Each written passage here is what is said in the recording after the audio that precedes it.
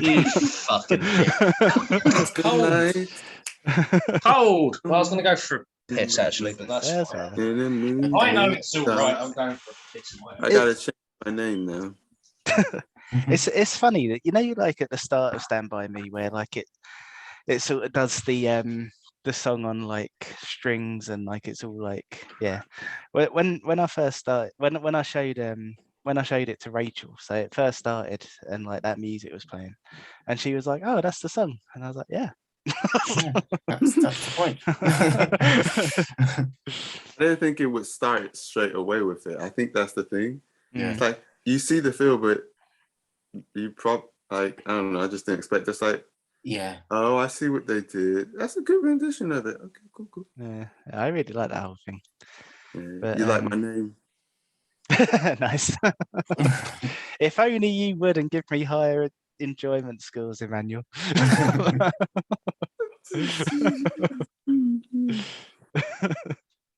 Yeah, I really love Stand By Me. Like I remember vividly the first time I watched it. And it was back when do you remember Love Film? You could like get films in the post and stuff. So I think I rented it from them. And yeah, one thing that I've always loved doing is just like getting a pizza and sort of, if it's like the middle of the day, then I'd like draw the curtains and just sit and watch a film. And I remember doing that with Stand By Me. And yeah, I just, for me, like the whole thing is just like it's just a really, like all of the characters and their relationships just feel really authentic. And I think it maybe goes back to what I was saying about how like for some people films can like register as a memory, because it's when I'm watching Stand By Me, I'm almost kind of getting nostalgic for it, even though I was never part of it. Like I thought you meant you're walking through your house and then you're going like, 4 kids. Ah. Yeah, I really love it, man. Like, and that I don't know, yeah. It's hard. It's really hard for me to talk about it without just going like, oh, I just love it so much, because that's just like, that's, yeah. And some bits like really hit me hard. So towards the end, really. So you know the bit where like it's the bit that everyone always talks about, but it's where Goldie, like older Goldie, is typing on his laptop, on his computer, and he types like, I never had friends again like the friends I had when I was 12. Like that line always makes me go like, oh man. But the one that really gets me is when he's talking about like what happened to everyone. And he's just like, yeah, we didn't really see Vern anymore, and like Teddy kind of went crazy and like that kind of thing. Is it just makes you think, like, because I remember like I can remember like whole days when we were like in year 7, and like me and Ben were like pissing Mr. Gunn off by like letting Poppers off in class, and and then like going to Martin's Corner and putting a milkshake in the road and that kind of thing. Like I can remember I was those there for that. But I can remember those days like when I was 11. Like I even remember a time, right, where I don't know what happened, but you were really grumpy in school, Emmanuel, and we were trying to work out what was wrong with you. And then, like I say, this is when we were like 11. And like fully remember this whole conversation where like Ben was just like listing through things that could be wrong with you, and you were just sat there going like, no, it's not that, no. And you were just like completely like uninterested in anything that we were saying. But yeah, I remember things like that from when I was 11, like way better than I can remember things that happened today. Yeah. Interesting. And yeah, I think Stand By Me kind of like plugs into that a little bit. But yeah, I just think it's like, I don't know, it's kind of sad but not sad as well, because like when they're talking, when he says at the end like, oh yeah, we never really saw Vern, like he just sort of became like a face in the corridor and that kind of thing, like you kind of watching it going like, yeah, like there's so much truth to that. There are people like that, like who like at one point were sort of, you know, like your entire life would be like just hanging out with that person, and now like who knows what they're doing, just because like they sort of faded out of your life for one reason or another. So yeah, it really hits me, man. See, this is possibly why I think I didn't enjoy this very much, because that line, who has friends like the friends they had when they were 12, and I was like, my reaction to that was like, not me, and thank fuck, because I was picked. And like I can absolutely this is such a nice thing, I think, because like obviously I didn't grow up with you guys, but and like my natural reaction to this is to go, I don't get this, I don't have this, like I don't have friends from when I was a kid anymore. Like that, I won't get into it. But, like, we don't get on, and I don't. As a result of that not getting on, I don't look back on those days with any kind of rosiness or anything. I'm like, oh, that was a fucking waste of time. But just seeing you then describe the milkshake in the bus and pissing off your teacher and seeing you both smile at it, I was just like, oh. You fucking guys, I don't know, I'm really happy you have that reaction, and that's nice for me to go like, oh, I'm really glad you guys have that. Like I sorry, I'm sounding like a bit passive aggressive here. Like, considering my predilection to I need to make this about me. It's really nice to go, this film isn't about me, and I don't really enjoy it that much, but I can see why you enjoy it, and I'm really glad that you have it, and that's nice. Yeah. You know, I'm tearing up a little bit. you guys mentioning the milkshake thing. And all I'm thinking about is that poor old woman that got drenched in chocolate milkshake. While me, Rob, and Ben behind the bus shelter. Oh God, that was awful. that was our worst one. That and when we nearly smashed the church window. Those were the two bad ones. Yeah. I hope Pat had his comb. When you brought up that stuff, it made me think of two things. So, like, it's not exactly the same, but certain parallels. So the one who ends up, the one whose brother had died. What was his character's name? Huh? Gordy. So I was kind of like Gordy. I was just like, what are you guys doing? And then I just, like, a lot of times just didn't get involved. Or I stayed at the back, just like, okay. But the times that you did get involved were pretty bombastic.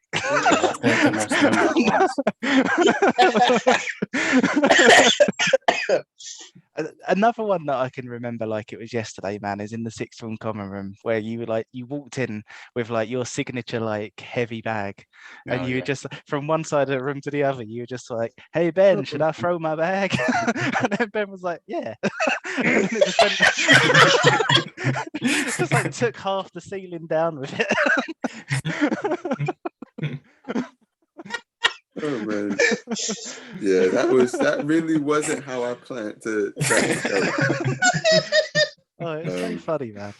And then, oh yeah, I just like I vividly remember that, and then you like, I just remember the ceiling coming down, and then looking back over to you, and you just bolting it out the door. Yeah. Oh crap! Yeah, I was stoned. That wasn't me. But yeah, and then thing. Huh? I was going to say, Mr. Anderson just coming out the staff room, and he just looked at me, Rob, and Sam, and is like, assumed it was us.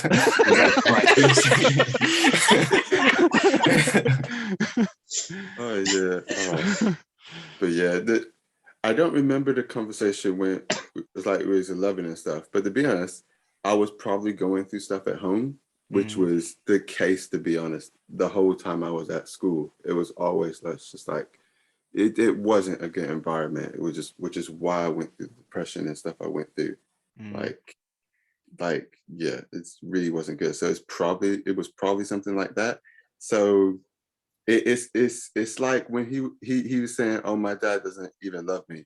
I was like, yeah, I get that. It doesn't care. It doesn't care if you're dead or not or whatever.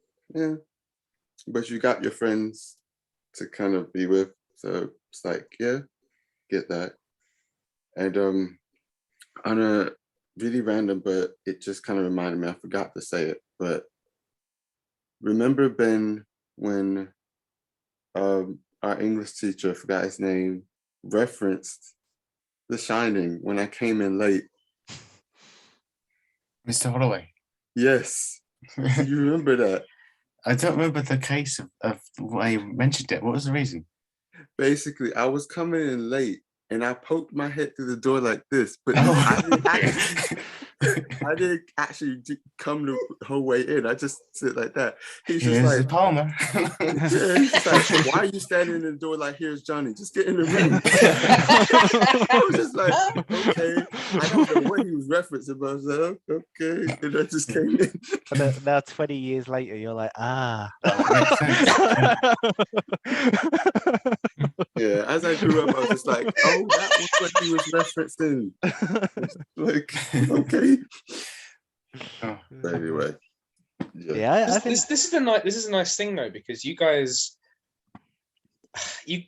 kind of like share that memory, and in that you kind of keep it like Alive. existing, alive. Yeah, that was a more basic word than existing. You keep that memory alive because you both share it, and I don't know. I don't remember a fucking lot from my childhood because I've never kept those relationships. So like, I actually don't remember a lot of it now. Yeah. I think that's a big thing because, yeah. Sorry, I'm gonna stop talking because this is a fucking downer. You guys carry on. man. I think that's the strength of the film though, because they're so. I think it's also because Vern so reminds me of Pat. Yeah. I don't So see it. Yeah, I see it. Can you fucking not really? Dude, the scene that really cements it. The scene that really Silly. cements it is when Goldie tells the story, and then it goes back to them listening to it, and Teddy and Vern both do things that you and John do to me every time. like Teddy's like, oh yeah, and then what happens? And Goldie's like, what? That was the end. and then Teddy's like, oh yeah, it was fine, but like the ending could have been stronger. Like that is John every time. And then when Vern's like, oh yeah, I do have one question though. Like, how did this? Like, there's something that's bugging me that's completely irrelevant. Tell me about that. And it's like, you do that. Yeah, that thing with the thing. And Yeah, it's it's like, yeah. I mean, Vern is just so fucking you. Like, yes, even that. like just like the setup of that he like buried his pennies and then forgot where they were. I can so see you doing that. I've never done something like that. But you would. Sincerely. I throw my pennies out the window. Yeah, even that, even Vern having a catchphrase, that's you. Yeah, even the scene where Vern's like, he wants to tell his story, and then the guys take the piss out of him, and he said, I'm not going to say it now. And then they say, oh, okay, cool. You go and tell your story. And then they start to That's take a the John piss. thing. No, but How Vern- many times has John tried to say something? Everyone's taking the piss out of him. It's like, well, I'm not saying anything now. No, but that's the thing. You keep doing it. You keep going to say it. Yeah. And then John with the one ripping you for it every time you just think, oh no, it's a perfect time to speak. And then John says something stupid, and you're like, oh, fuck this. And as if like- to cement this would be Vern's reaction to saying that Vern was Vern. I don't see it. But even like every time one of them's like, oh, we need to go this way or we need to do this, Vern is always the one who goes like, oh, come on, no. I don't want to do that. Like that is so you. And the fact that they're all like Vern every time, that is us saying Pat. I think that's the thing. Like Vern, everyone knows of Vern, and in this case, it all happens to be you. You don't know Is of it Vern because I'm the biggest one in the group? Huh? Is it because I'm the biggest one in the group? No, that is incidental. When But like, even I Sorry. can see that though. Just like, if I could only pick one food to eat for the rest of my life, it'd be cherry pez. No question. I could just fucking see you doing that. I'd be like pizza. But even when they're like crossing the train track, man, like when Sorry, the when comb, like the comb though.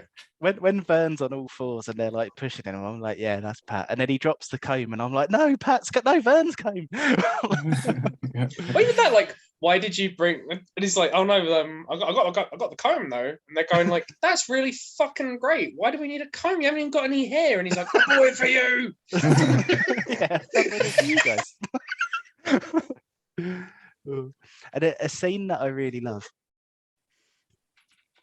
Sorry, I don't know why I started drinking halfway through that. A scene that I really love is in the junkyard. Yeah, just that whole thing, man. Like where they're sort of like bigging up the dog, and then the dog turns out to be like this little yappy thing. And like, yeah, I really love that.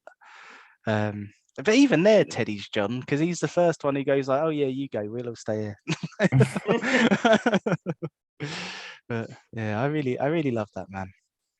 This is the thing, I think like all these characters are like written in such a way that you've met all of them already. Like you've I can't remember the fucking kid's name. Any of them? I remember. No, what's the other kid's name? There's Gordy, Teddy, Vernon, Chris. Like everyone met a Chris. Like Chris is like the kid who's sort of in a white trash family, but he's like the best guy you've ever met. Yeah. And like Gordy's sort of like got his own shit going on, but like he's, you know, you wouldn't necessarily. He never makes it about him. It's like he's always wanting to help someone else rather than like make it all about himself. Yeah, and he's got all this stuff going on under the surface. You'd probably pass him in the corridor without even thinking about it, but like he's got so much going on. And then you got Vern, who like, you know, he's just kind of bimbling about, and he's kind of unfortunate. Like just the things he finds himself doing, and you go like, oh fucking hell, Vern, God. The great thing there was that Pat just did like a subtle.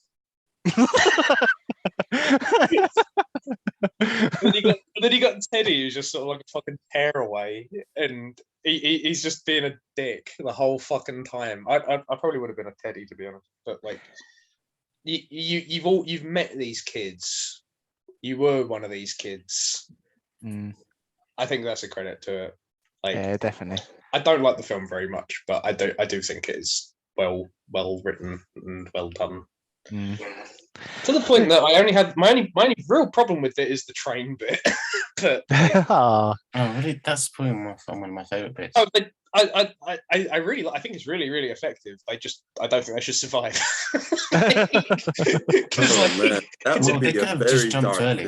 Considering he's got to pick Vern up, and Vern is going like, I'm gonna have a cry now, and he's like, get the fuck up, Vern. Like just do it, and I'm like, guys, I'm sorry, you were not halfway across this thing, even if the train is breaking. Like you didn't survive. I'm sorry. The two things. First, when you had said earlier, sorry for being a downer, it made me think of the moment where Gordy was saying, when Gordy was just like, well, maybe we shouldn't be happy. This isn't a happy moment. Like, no, you're right. We're about to go see, obviously everything at sea. But imagine a completely different adaptation, Stanley Kubrick level.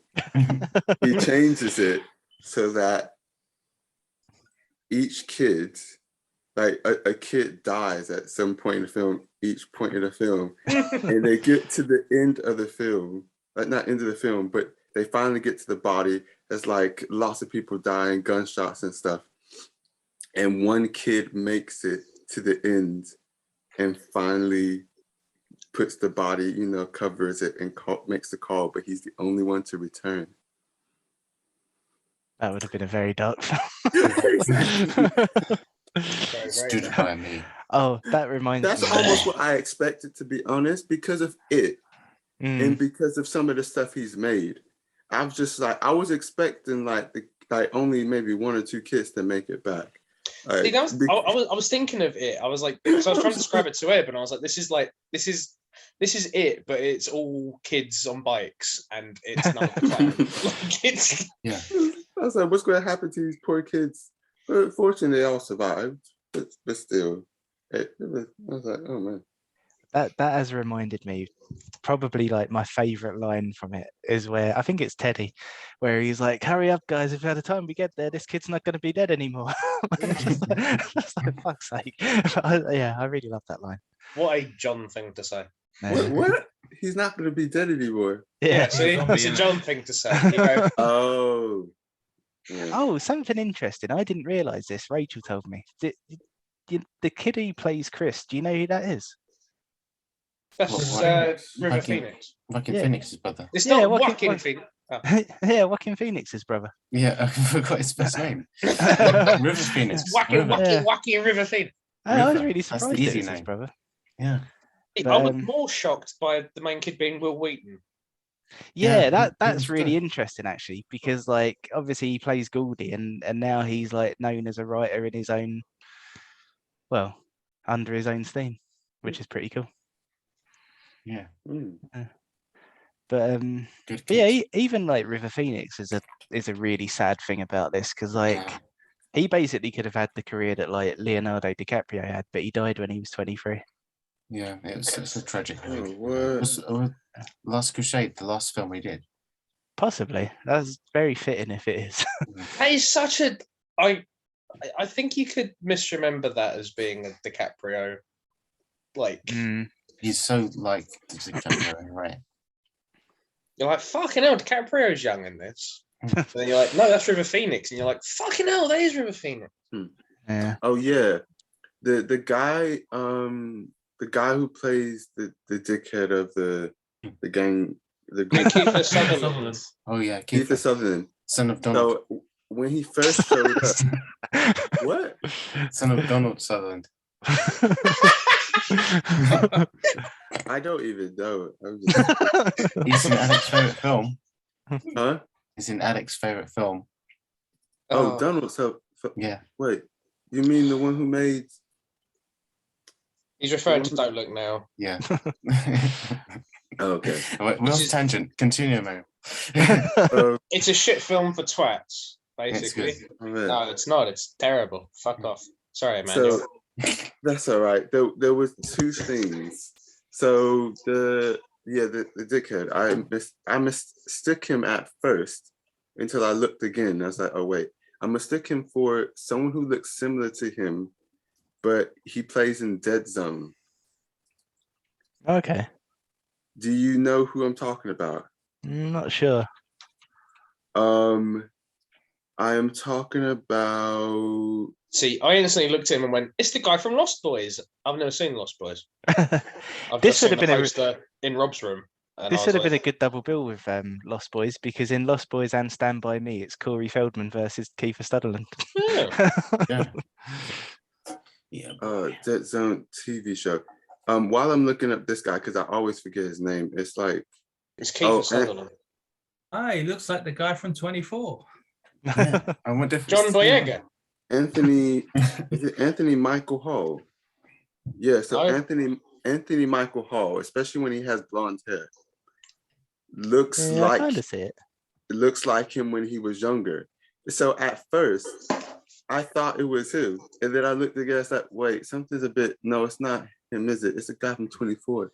Oh, And I'm it's sorry. like- I'm a fucking penis. I thought you kept going, who is the guy who's playing the kid? And I was like, that's Kiefer Sutherland. And you were like, no, but who's the guy playing the kid? And I didn't fucking pick up that you were talking about a different fucking kid. Yeah, no.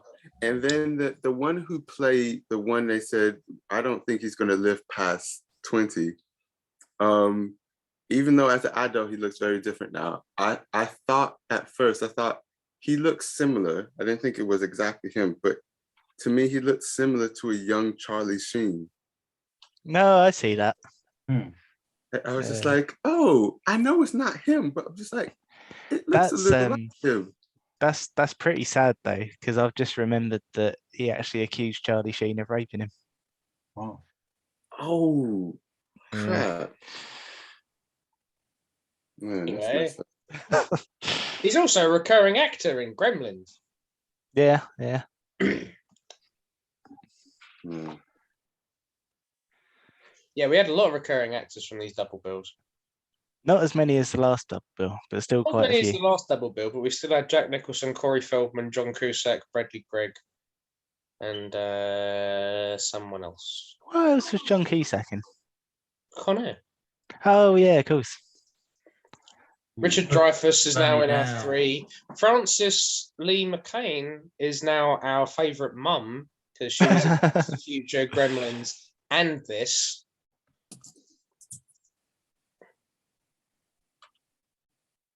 Your mum. Oh, interesting. Well, that's 3 different film club members.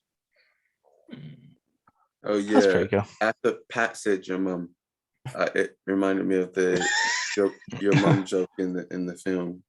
Yeah, I thought that alone would get a higher enjoyment score from you. Yeah. A 10 out of 10. That it was because just like how, I don't know, at first maybe he enjoyed it a little bit after getting back at them, but when they said it, I did it just like, that's bad. And then he's just like, I'm going to say this to get back, and then they just don't care. They're playing around. She's like, oh, whatever. But it is like a fact. It's just like, yeah, that's pretty true. I used to just say it randomly. I didn't even bother like following up with anything. I just say, your mom.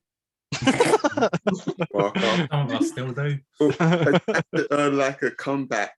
It'd be like, da-da-da-da-da-da. Your mom. It wasn't even a comeback sometimes. I remember me, you and John were just like talking normally how we are now, and then just out of nowhere you were like your mum, and me and John were both like, what?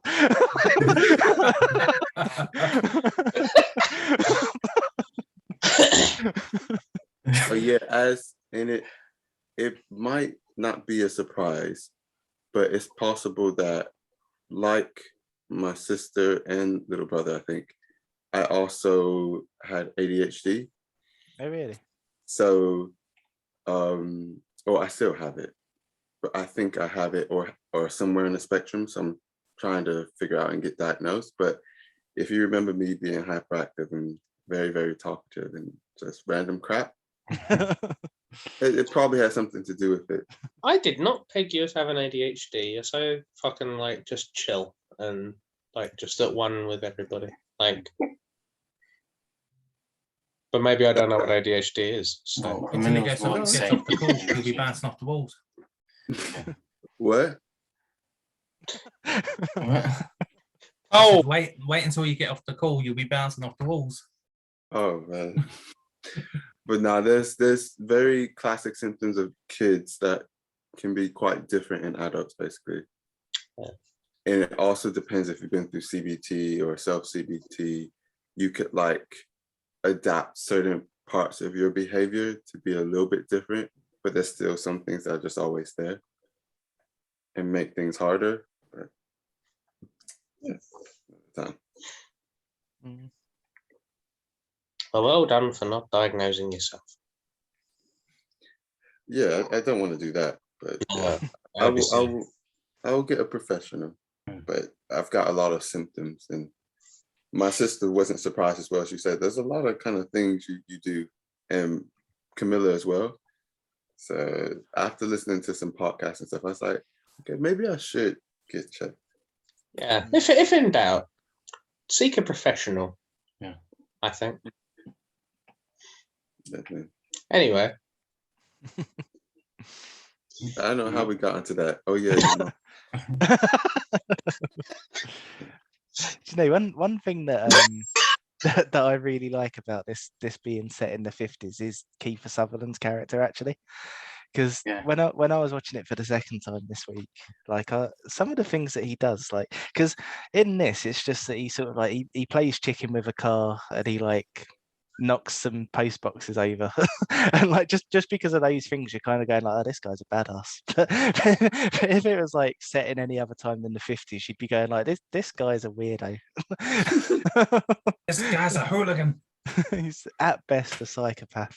I gotta say, I do like the idea of like you just grow up with this film and you go like, wow, this guy's really cool. And I'm like 28 now, and I'm like, this guy's a fucking dick. He probably could have killed someone. Fucking idiot. And I'm just like, oh yeah, I'm 28. I don't think this guy's cool. Oh man. Do you know there's actually another thing that makes Fern Pat, I think. So he's Fern. So apparently, right, so Kiefer Sutherland said that when they were filming it, they was like near like a state fair.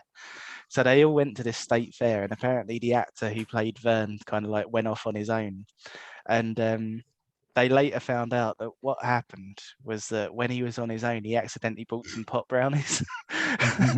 And so he ate all these pot brownies thinking they were usual brownies. And they didn't realize that this had happened until they found him crying and like just shaking alone in the field. Yeah. And yeah, it turned out that he'd been like sitting and eating pot brownies by himself all day. Imagine you feel like really fucking weird and you're like, oh my God, I should probably eat something. Glad I bought these brownies.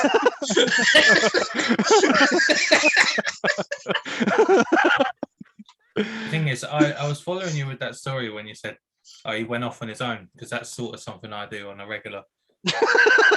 I gotta say, I could honestly see you just having like a fucking breakdown because you're just eating pop brownies and you don't realise. Just keep eating.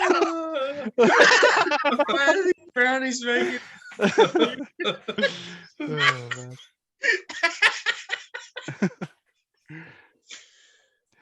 Oh man. I think I've just auditioned for a part with my shit crying. That'll get me a part in a Michael Bay film easily. But no, I think this is one of the interesting things with like doing The Shining and Stand By Me, because like as we were saying, like Stephen King just like hated The Shining because it was like not faithful to the book and whatever.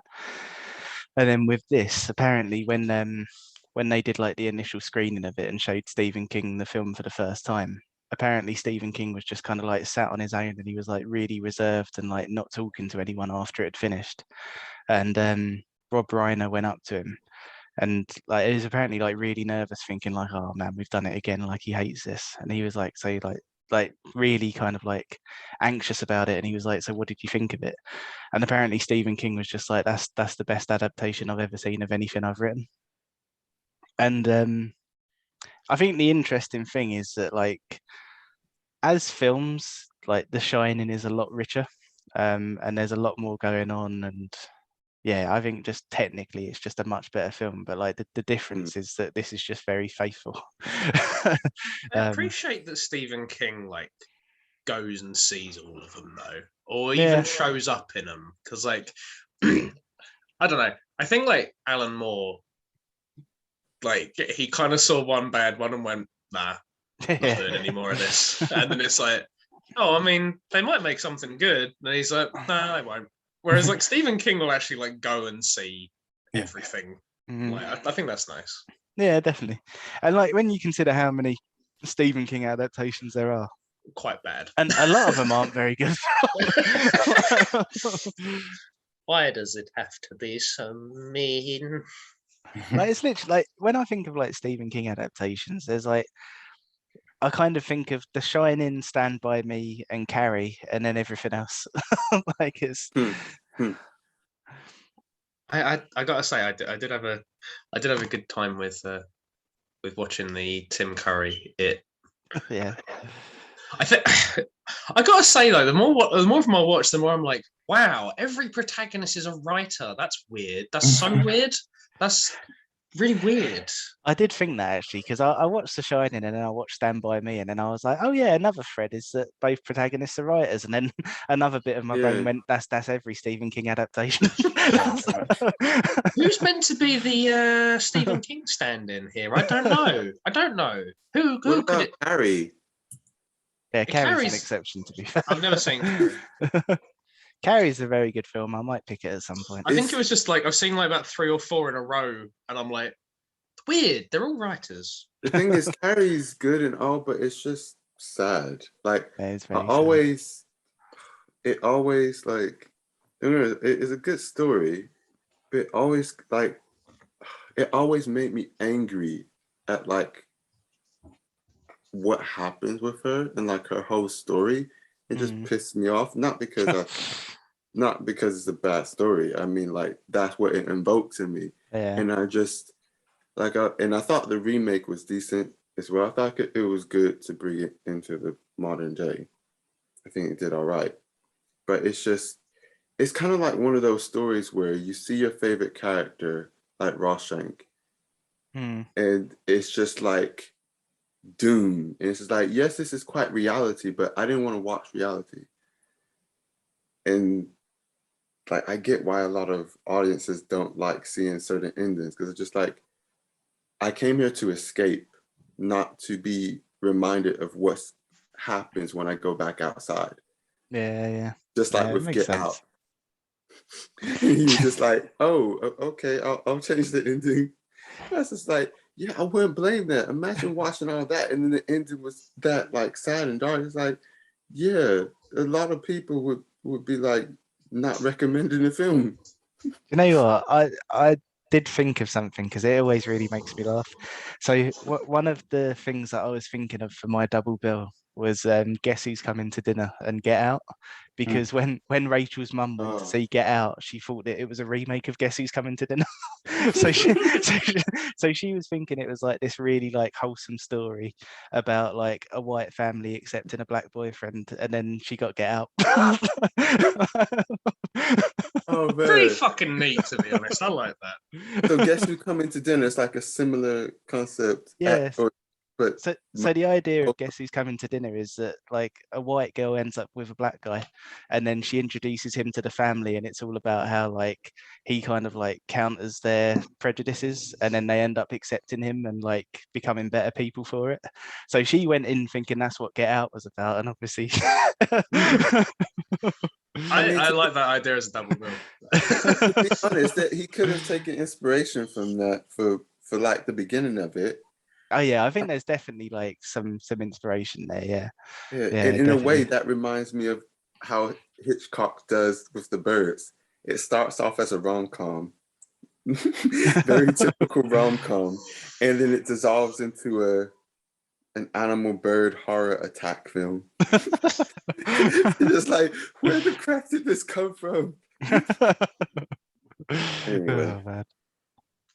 Oh, Oh, dear. yeah. Actually, not. Yeah, sorry, that wasn't even much of a segue. I was about to start moaning about the train again. I could make another random reference. One of the people, one of Camilla's favorite bands, the bassist Joe Dart, his grandfather played in the music for Psycho, especially for the shower scene. Oh, So those really? violins, I think he was one of the lead violinists or whatnot. It was one of the in the orchestra for that score. Wow. Yeah. It's just really random. You're right there, Ben. Yeah, you sound like you're asleep already. It was. What? Man. Who was that One dude of from guys the thing? in the score. I'm tired, but yeah, that's good. That's cool. Bless. Oh dear. Should we do favourite scenes? Yeah. I just want to clarify, by the way, this is probably something that no one's thought about other than me. When I said about the train scene, they should be dead. I'm not advocating for that being where the story goes. I'm not advocating that. I'm not advocating like I think this would be a better film. I'm just saying that they filmed it in such a way that they don't survive. That was introduced a bit like how I introduced the moon landing earlier. I'm not saying it's true. I'm just saying I think it'd be better like this. But yeah, I'm like, if you wanted to do if you want to do the train scene, they should be like, it's kind of like Back to the Future, where a lot goes wrong, but the only way I think you could feasibly survive it is if everything went right. But because all of it went wrong, I'm like, you didn't survive. You fucked up at like the 2-second mark, and therefore that like that didn't work. But it's not even a fucking big point about the film. The film is not about the fucking train. It's the only thing I have with this one, because it's perfectly fine. I don't have that connection, but My favorite scene is with the leeches. Oh, really? Apparently, that actually happened to Stephen King when he was a kid. I believe it. Everyone's a fucking writer. I believe that happened to him. At this point, I believe he fucking met a bunch of cosmic horrors. Maybe in his mind when he was writing his books. I mean, no, for real. I think he went to a hotel and killed his family with an axe, and then froze to death, and then became alive. Stephen. The Shining genuinely is like influenced by a real hotel. Can I just say? Hmm? Can you imagine how fucking scared you'd be if you were at a hotel and an axe came through the door and Stephen King's fucking ugly mug was looking at you through it? I would fucking shit my pants until there was no shit left in my body. Like, Jesus Christ. Sorry. Yeah, he's an ugly man. He's a very ugly man.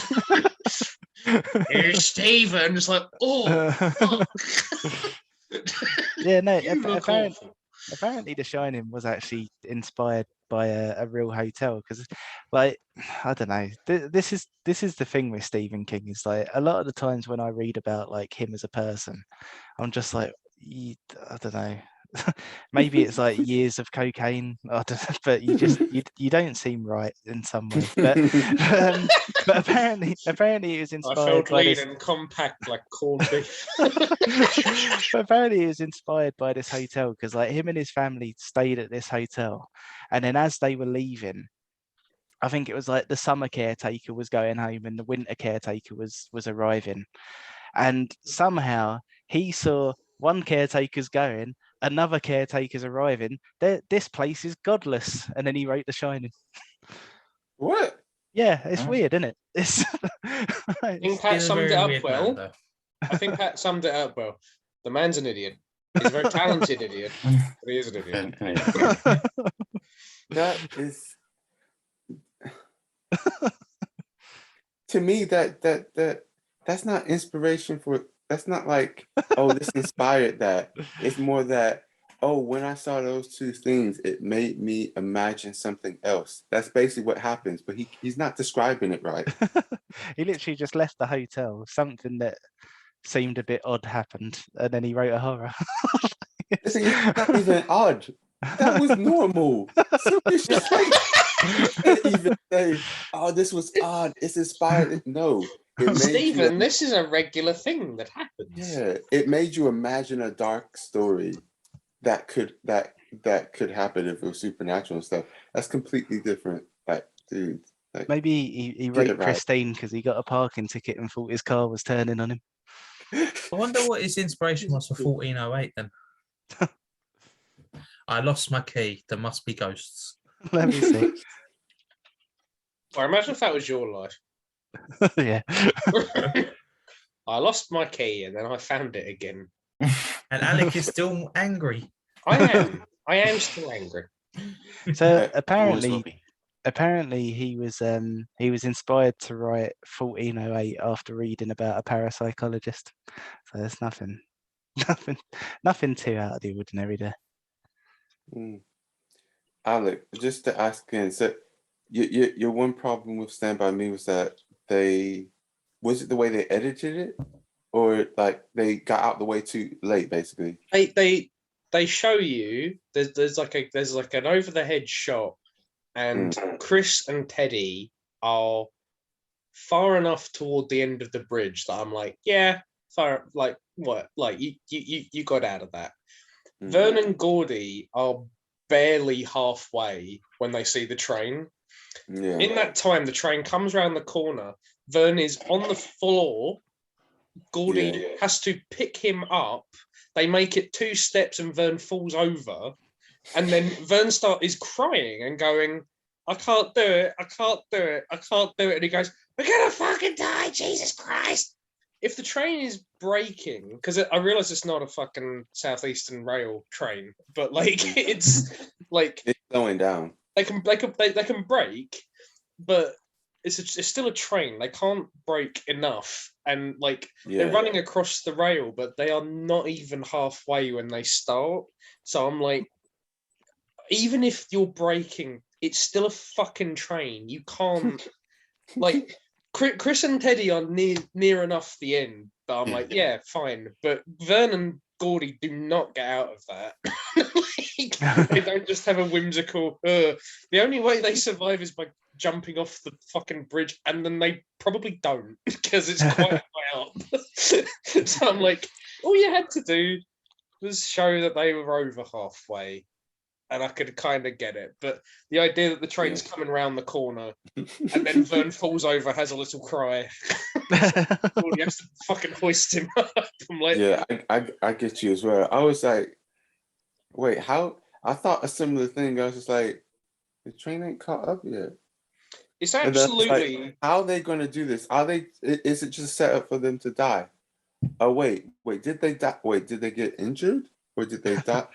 And then it's just like, oh, they just got dusty and a little bruised. I think you're underplaying the comb in this one. It's honestly. Oh, that barely- comb.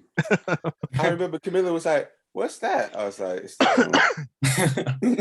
And then the kid was just like, my comb. I was like, no one cares about the friggin' comb. Just move on. No one even wanted the comb. They wanted food.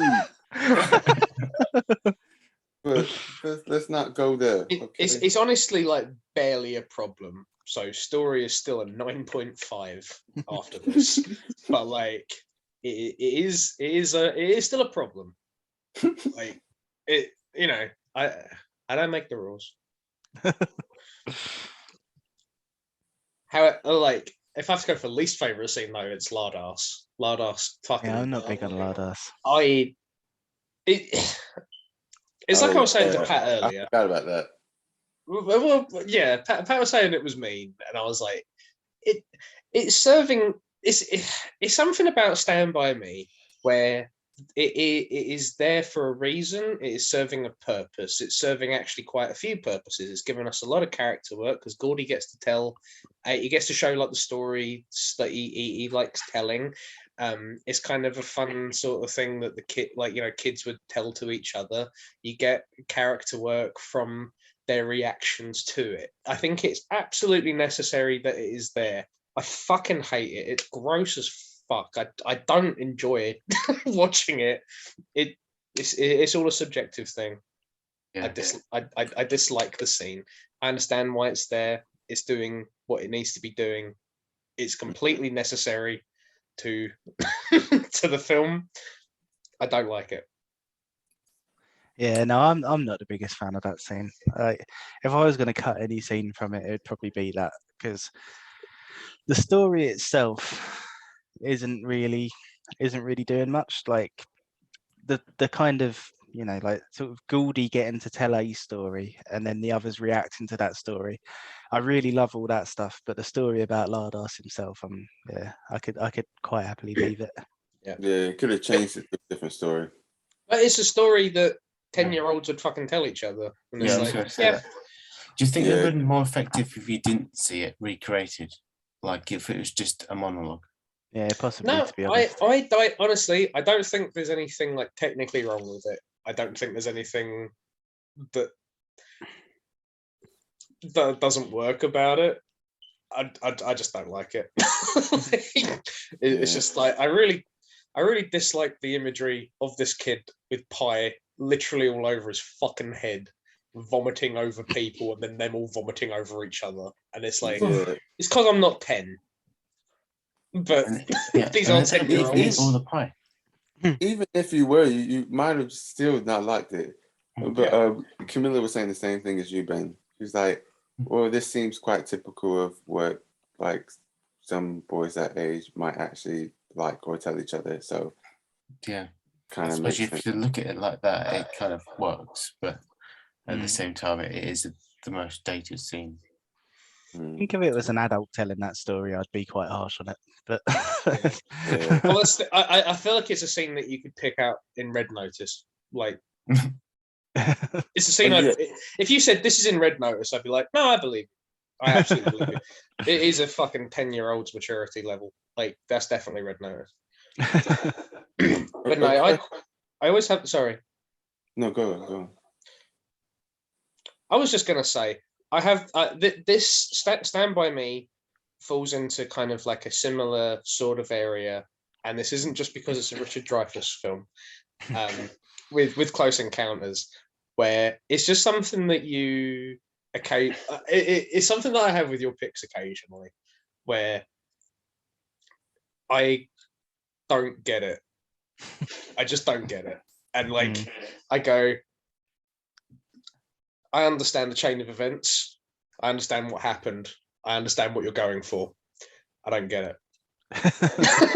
not one fucking bit. Like, it's, I don't know if it's just because I'm trying to think of it as like an objective thing, but I'm just like, I something about it is just not connecting with me. It's the classic quintessential coming of age story, apparently.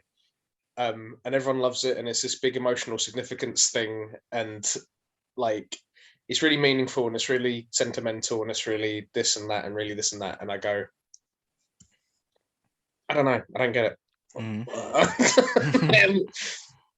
I'm sorry. The film, It's good. Mechanically very, very good, but something's just missing me. I'm not picking it up. It's, you know, Yeah. I get it more seeing you react to it. I think But it's one of those like, it's like football. I see what you're getting at when you react to it, but I don't react to it myself. I think it's like one of those coming of age films where these kids are about 12, right? Yeah. So they go through this trauma bonding experience together, but they still end up like, you know, going their separate ways in life because that's what life is. And I mean, to me, that was pretty much most of the book, or most of the story. But one thing I want to ask, like, Camilla brought up a good point. She's like, some of what, like, the other kids, the one who ends up going to college with him but struggles. She's like, some of the stuff he's saying is a bit too insightful for a kid his age. Or it seems it, with like no backstories, to no real kind of, I say backstory or context to why he has that much insight at that age. See, I don't. The way he talked. I think you get some insight into that though, because Don't they know talk if, yeah. because they talk about like sort of how his family is, and then I think from that you can assume that he's had to be quite independent and he's had to grow up quite fast. Because I think for a kid to sort of be from that kind of like trashy family, and then also to have those experiences where people are looking down on him from no fault of his own, I think that would mature you quite quickly. Because like I know someone who's like, you know, parents split up like quite early, and like they weren't like that. They weren't like that good at like cooking, even like their parents, and like they have to kind of like learn. I think there was like I heard like a story from him where like their mum cooked something and it just wasn't it wasn't fucking cooked, basically. and they were like, this isn't cooked, and it was just like, no, just eat it, and I'm your mum, and they're going like, no. And like they're doing that as like an 8-year-old, and they're like, oh, I'm sorry, this is pink, I know enough not to eat like pink chicken. Like and like they, you know, you when you don't necessarily, I think when you're kind of like in like a household where you have to grow up a little faster, like you just kind of start, because like I don't know, you've heard kids and they repeat what they hear. Because I used to do this where I'd repeat what I heard from my dad, and it's something I find irritating in other children, actually. But like they repeat what they hear and stuff, and so when you're a kid and you're forced to kind of grow up without, like, you decide like you're not going to grow up with parental control, you kind of just take on and you start talking like an adult. So I think Chris is actually characterized really well, and I think it's really nice that he kind of takes that role. Because I kind of found that with like, I don't know if it's just a Kent thing, but like I found that with chavs in general, like you'd go like, fucking hell, you guys are rough. But like they would generally be like actually quite nurturing to people they liked. Yeah, definitely, man. Yeah. And they'd actually, but you go like, you're a fucking chav. And they'd be like, yeah. But they would actually be like so fucking nice to you. Like if you were cool with them, and it was like, oh man, that's. And I think Chris is characterized really well in that way. Like he has had to grow up faster, so he talks that way. And it's like, that's really nice. Cool. No worries. Sorry, I'm talking to him. Yeah, no, I think Chris is one of my favorite characters for that reason. He's like one scene that I really like with him is so at the start you hear Gouldy's dad calling him a thief, and you kind of get this impression of him that he's like not a great kid. And then later on, where Gouldy's talking about like how Chris isn't his dad, and then Chris is like, oh, if I was, then you wouldn't be talking this way. And like that little interaction between them is really nice, because it's like, oh, you're the kid that his dad has written off, and you're doing a better job of like standing up for him than he is. I really like that.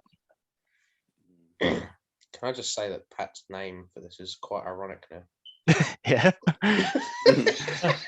Talking about The It Shining has done what The Shining did to Pat, and he's fallen asleep. It's Pat.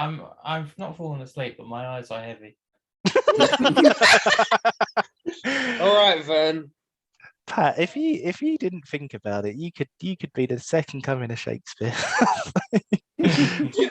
As long as you can maintain not thinking about it. Oh man, Romeo and Juliet, Pat's version. It's good. Filled with You lots can't of I'm too even, tired to explosions. finish it. you literally. What's great is you literally can't even theorize what it would be, because it has to come from Pat's head. You can't even do it.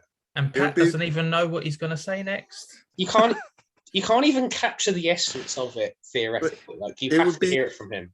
It would be poetic action filled with explosives. Yeah. So an Arnie film. Well. No, not End of Days. No, it'll be better than that. Hasta la vista, baby. Yeah. Oh dear. Okay. Well, my favorite scene for The Shining, it was probably the only. I liked one moment, and then I was just like, oh, but that's it. That's it. Okay, this kid's doomed. It was. I loved it. I love this kid being doomed. No, it was the part before I thought, oh, he's got no hope. It's when the black chef explains why he knew, like he's called Doc, and about basically the psychics, and he thought it was just him and his grandma. So I assume he's also someone who's never really developed his power. He's just lived with it rather than tried to develop it. But whatever. I just like the moment where he was actually trying to give him some kind of advice, though it wasn't helpful advice, because he wasn't giving him proper advice. He was giving him hints, but this is a kid. I'm just like, you realize how young this kid is. He asks you questions. You lie. He knows you're lying. He's a psychic, but then you just walk off. I'm like, dude, that was so unhelpful.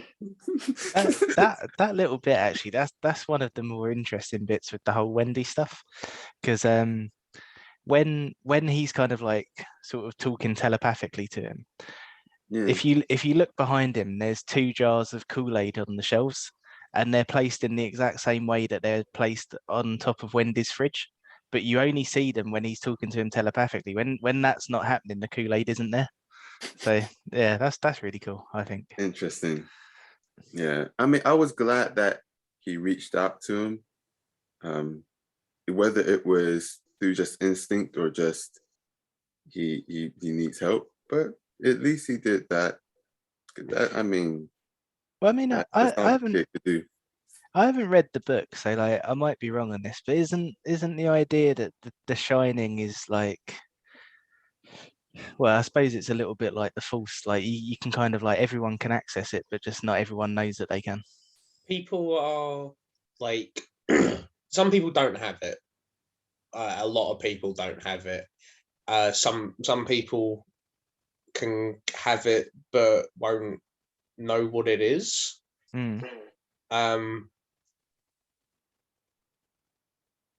Yeah, I'd like it's fortunate that Danny runs into Halloran, because like he wouldn't know enough to make sense of it if he didn't. But that's kind of the idea. Like it's just something that some people will have like a predilection for, but like some people will have The Shining and not be able to make sense of it. Right.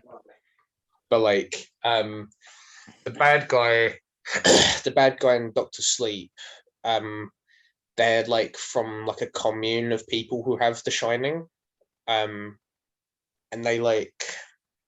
Oh. I'm fucking garbling this. I don't really remember it that well, but my understanding is that they get their energy from killing kids with The Shining. Oh my. That's like a dark cultivation sect path that happens a lot in other things. There's like it's just like in Marvel with Doctor Strange. You have the white magic, the good path, and you have the dark magic, which is faster, but it's corrupt and effed up and messes with you. Yeah. In all sorts of ways, like Cthulhu. Because I think there's a. Sorry, I don't want to spoil Doctor Sleep that much. Is that? That sounded like a dig at Pat. I'm about to go, is that a problem? And then I realize, oh no one else has The Shining. You know what? It happens like fucking 20 pages in. Doctor Sleep's about Danny as an adult. And like he has like a bit of a flashback, and like as he's getting, because like in the book Shining, Halloran lives, and so he becomes like a mentor to Danny. And like as Danny's getting older, he's like, I can't keep fucking dealing with this. Like, is there not a fucking way of handling these fucking ghosts? Like, what is happening with this? And Halloran's like, okay, what you can do, there's like a mental thing you can do where you can trap the ghost in like a locked box in your head. And Danny ends up locking the lady, because he's getting haunted by the lady in room 237. So he like traps her in like a locked box, and then I think he uses her, he like unlocks her against someone later, and it's like a really cool little. I forgot why this originated.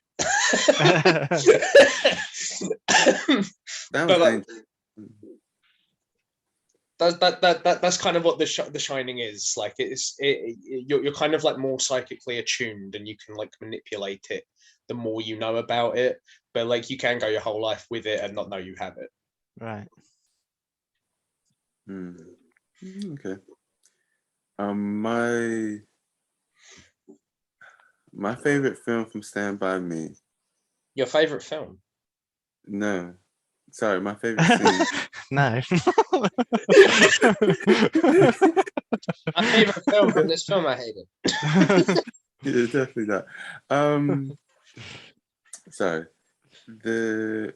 I think the only scene that really stands out to me is the one where his brother, he has the flashback of his brother giving him the baseball cap.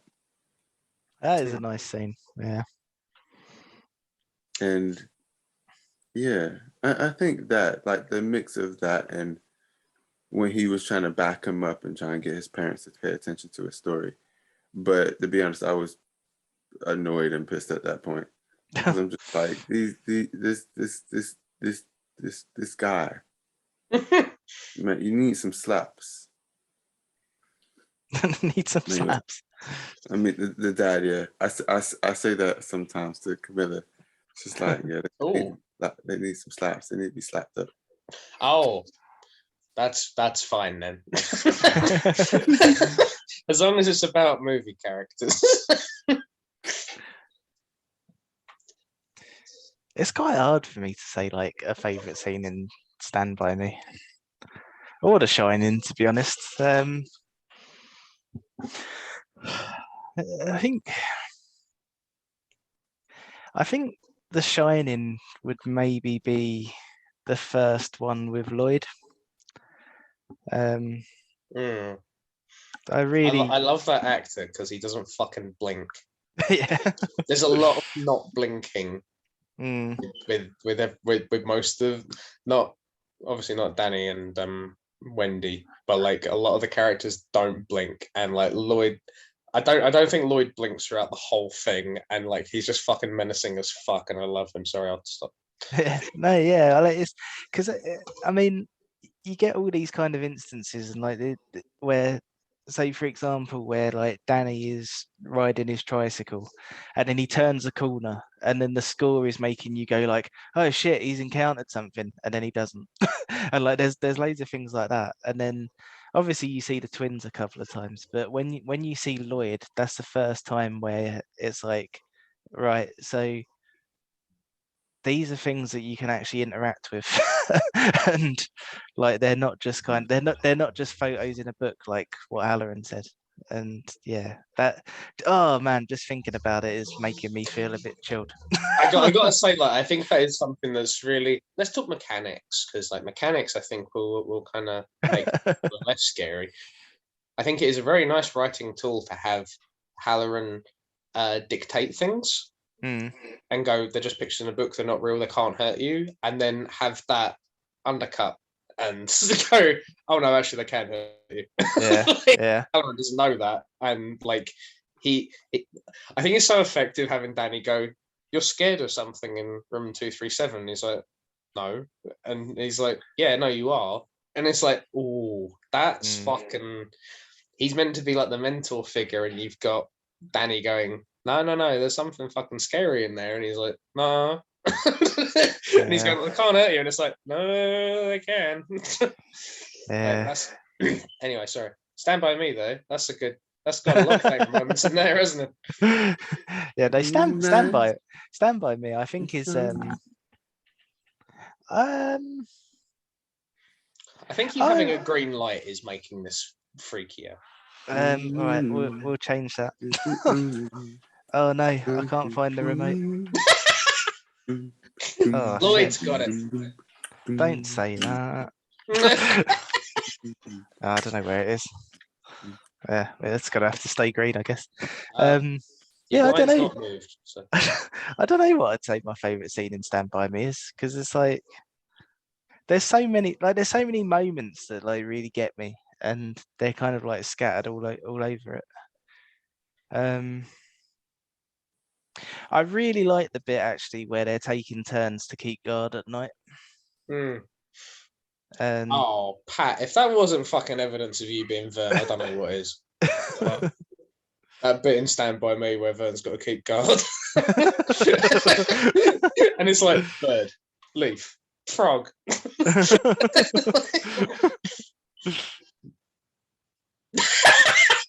Yeah, just like that. So you eat in a Subway. I got my revenge on that last week. What, on Subway? No, on Alec. Oh. Taking his pictures while he was eating, and there's one where Yeah. he's looking suspicious. You fucking freaky man. Oh man. What's your favourite scenes, Pat? In The Shining, I'm just gonna go with this simple "Here's Johnny" scene. I fucking love that scene. Like that. I saw that scene before I'd ever seen the film, and that sort of made me want to watch the film. Oh really? Yeah. And it definitely is my favourite scene, just for entertainment purposes. Stand By Me, scene that I liked the most was when I forgot their names. I'm confronted by Kiefer Sutherland and his little bitches. And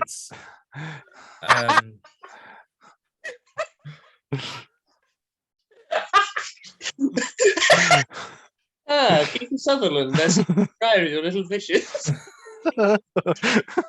give me 1 sec, I'll just get the names up. Wait, which scene in Stand By Me? It's near the end when they found the body.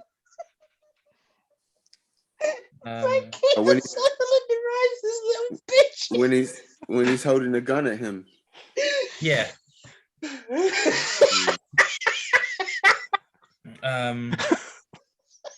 Yeah, so like when Kiefer Sutherland sort of approaches Chris and is basically making him get out of the way, and is going to kill him until Gordy. Yeah, turns up with the gun. I really like that scene. I thought that was really well put together. I wanted Gordy to shoot him, but then that would have been dark, and then he might have actually killed him, and then that would have been quite a different ending for a film, because then they would be chased. Yeah, that would be a very different. That was actually quite a tense scene as well. Yeah, that was a really nice scene. Kiefer. See, you brought your little bitches.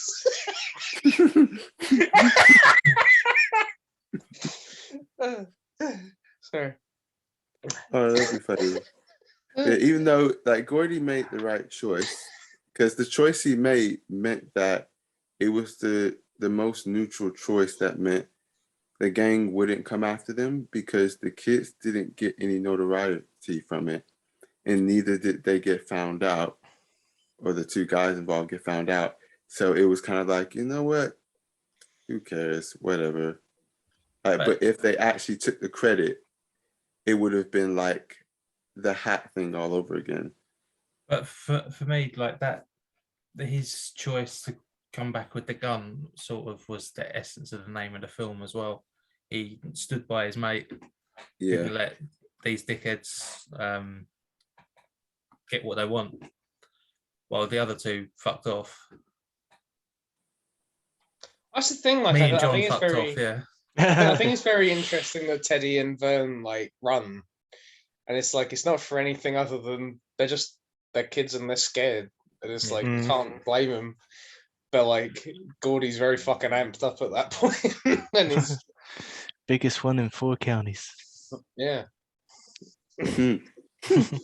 After it's been bled. Make it sound like a radiator. I felt for him there. He was just like, oh crap! He just fainted. Yeah, when I showed Rachel, he like pulled the leech out, and she went, "I'm surprised he hasn't." Oh, he's fainted. So yeah, it just took a minute. It just took a moment. Don't worry. I really did like that scene though. Just when they would get out and they're just going like, you're covered in leeches. Oh no, hold on. Because Vern thinks he's got like a bit of a thing where he's got like him in a headlock and he's like, and like, there's something on your neck, Vern. He's like, yeah, whatever. And it's like, no, you have got something on your neck. And he's like, what the fuck? And they've all got shit on. It's like, no. And I was like, oh man, that'd be shit if there's someone with a leech on his dick. And then Gordy's like, I was like, no, don't do this. Oh man, that's brilliant. Yeah, there's reasons why you don't just go waltzing into like swampy water. We had stuff like that near our place, near somewhere where I grew up, and I was just like, someone said like, maybe we could go in. I was like, you crazy? You don't know what's in there. There could be snakes or anything. I love that scene where they like test the depth and then take one step. Everyone's done that though. Everyone's gone, oh, it's really shallow. Yeah, not me. I was too cautious. I was like, nah, I've read too much crap to be like, crap can happen. I'm done back. Since that's my favorite scene, I was just saying my shining one. I really like the I don't know. I think the bit when Jack Nicholson's looking at the maze. Oh, like, yeah, that's the cool, little yeah. little model maze and stuff. But then, like you follow Wendy and Danny around for a while, and then you come back, and Jack's just looking out of the window, and like Jack Nicholson's doing the best fucking performance because like it's fucking stuck with me. Just like his look, and he's going like. Yeah. And like it just kind of like just zooms in on him, and I was like, "Fucking hell, that's brilliant!" Mm. Like, Thing is, if it wasn't for this portrayal, I don't think he ever would have got the Joker.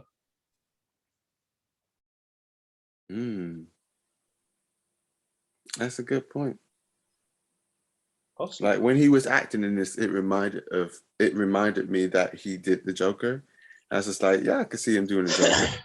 So maybe someone watched this and thought, like you said, Pat, thought the same thing. The casting people, it's just like, you remember him in The Shining? Imagine that as the Joker, and it's just like, that would be, yeah, that's perfect. Let's get him, and he did really great. Yeah.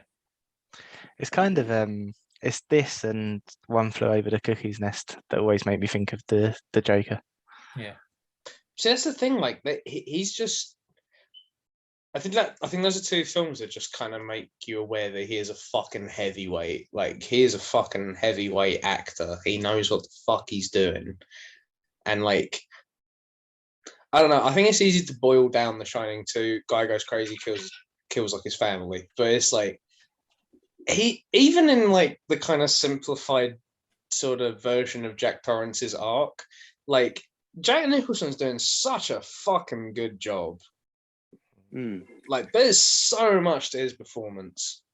Yeah. Like, even if you were just to boil it down to like that character's arc down, like he is doing so much. Like I think he's really great. Jack Nicholson's a wonderful actor, man. I don't know how they do it because I was talking on a film shoot to the other actors about similar things, and like there were actually I'll say that afterwards. I was just thinking about how tiring their acting must have been because after I finished the film, I felt tired. Having watched them thinking the amount of times they would have done those shots again and again. Like, yes, not to the point of like David Fincher, fortunately, but like the amount of times they would have done that again and again, I was thinking they must have been mentally truly exhausted. I wonder if they had some kind of PTSD for a while after this film, because it's psychologically messed up. It's psychologically really hard. Yeah, and, no, definitely, man. As a little aside, in Sidney Russell, like I think it was before I did, it's either in A level. I think it was in A level, but before I went to uni, I like tried a little bit. I did acting in here or there, and obviously I did theater stuff, like at school. And then I was just like, you know what? I like acting a little bit, but I want to become the character. I want to like just truly be the character and like really act the character. And I tried out a little method acting. After that, I never, I never did it again. Oh, did my you kill goodness. your whole family? No, Oh. but I'll tell you the details about it later because it's a long story. But it's just point is after that I appreciated how much anyone who even does some method acting techniques or does method acting or does different things, I had a new level of appreciation of like all these actors who go into these really hard roles with the characters with this past and they really get into it. And it's just like, that stays with you even much more so than watching a horror film, like you were saying, Rob, in the memory replayed. Yeah. That stays with them for time. I think it's the thing, like you kind of look on acting and you go like, oh, I could fucking act. Like, it's not a fucking big deal. Like, it's just fucking saying lines, and you just got to go, you like cry occasionally, like whatever. And then like you actually like go and fucking try and do it, and it's like, like it's not fucking easy. Sorry, Yeah. Rob, you were gonna say something. Was I? You look like you Oh, were. yeah, no, you're right. Yeah, sorry. And I strategically fucking cut you off. Yeah, no, I think I think on that, like if I was an actor, then I'd have to turn down horror films because I don't think I could cope with it. Like I think actually sort of like being a part of it and sort of thinking that way for a prolonged time, I'd have to be like, no. Like I was listening actually, it's not completely the same thing, but do you know Barry Jenkins? Heard the name. So he directed Moonlight and a few other things, but I was listening to an episode of Films to Be Buried With this week, and he was on it. And the last thing that he did, I've not seen it, but it's called The Underground Railway, and it's a kind of a mini series, I suppose, but it's like 10-hour long episodes. There you go, Ben. And and it's all about like obviously like Underground Railway, so it's like really kind of like it's a really dark subject matter. And he was saying like they'd be working like really long days, and it like filming would just be going on and on and on, and that was the only thing that any of them were thinking about, so it was really rough. And he said one day, because like they were filming in America, but they had like some British actors, and he said one of the British actors, so he got his phone out and he was about to make a phone call, and apparently his PA went over to him and he was like, oh, I'm really sorry, you're gonna have to like make that phone call later. And they were like, why? And they were like, oh, Mr. Jenkins is ready to shoot, so you can't make that phone call now. And he was like, but I was just gonna phone my daughter and like just to like tuck her into bed. And they were like, no, Mr. Jenkins is ready to shoot, so you've got to do this. And apparently Barry Jenkins was like, what the hell, man? Like let him phone his daughter and remind himself that he's not the person that he's playing in this. Like just let him do what he wants for a bit, because this is rough. Like just yeah. Man. Wasn't something really random, but oh no, it's not. It wasn't in a film, it was in the book I read recently, but completely different. That he called his daughter to tuck her into bed as usual, because he was a prison warden, and then someone almost died, I think, one of the nights where, Oh wow. like he did, but that's a whole nother story. Not much else. Are you waiting to go to bed, Pat? I'm fucking knackered. I have been for about 45 minutes. Yeah, no, when Alec gets back, I'll tell you what Humphrey's film is and we can wrap it up. Ben, have you said your favourite scenes yet? Oh yeah, Ben. No, well, for The Shining, I think the maze scene is really, really effective, because I think one of my earliest memories is when I went to, I can't remember what it was, but there was this maze that... The maze scene's really effective because my dad wants to chase me through a maze with an No. axe. We went to this maze once, and it was just like the Shining maze. It was just that big, vast, tall, imposing thing that I went in on it, inside it on my own, and I got lost. I think that was for like 7 years old I was, and I was terrified. I mean, where that's concerned, it must feel refreshing when you go and walking around London with me and Rob and getting lost with us. Yeah, and true. That's true. Wait, say that again, Ben. So wait, your dad, you went through a maze with your dad? Well, there was one there, the one I went to, but I went in it on my own. Oh, got quickly lost. And but eventually I found my way out, because they found me. But at the same time, it was still a terrifying thing. When I was so young. My dad was so angry. He came in and he was like, "Penny boy!" And he had an axe and he was like, "Fuck you!" Stop getting lost in mazes. Luckily, it was snowing, so Ben could retrace his steps. Yeah, well, it wasn't, but yeah. But it was yeah, snowing too. It was an impressive. That scene just resonated with me for that reason. But for Stand By Me, I do really love the train sequence. Like, even though Alex's point was like, oh, it's kind of like they should have jumped into the river long before anything happened. But I just love the build up to it, because you know the train will be coming as soon as they're right in the middle of the bridge. And I do like the moment where they taking watch and taking guard on when they're sleeping during the night. What's his name sees the deer, and he says he doesn't say anything about it to his friends. Yeah, that's but nice. Yeah, he still has this effect. It has this effect on him. So I did appreciate that. Despite everything that was going to, he wouldn't even tell them about something like that, which was just an innocent moment, technically. Yeah, no, it was really nice. There was I just remembered actually there was one more thing that I wanted to bring up with The Shining, just because I read it and I thought it was quite Don't get nice. scared. No, it's actually quite a nice thing. So, like, Stanley Kubrick gets quite a bad rap for like how he treated people on the set of The Shining, and like it's justified to an extent. But I read something that I thought was quite nice, because I thought you meant treating people badly. Like, no, Shelley Duvall was a bitch. I was like, no, don't do that.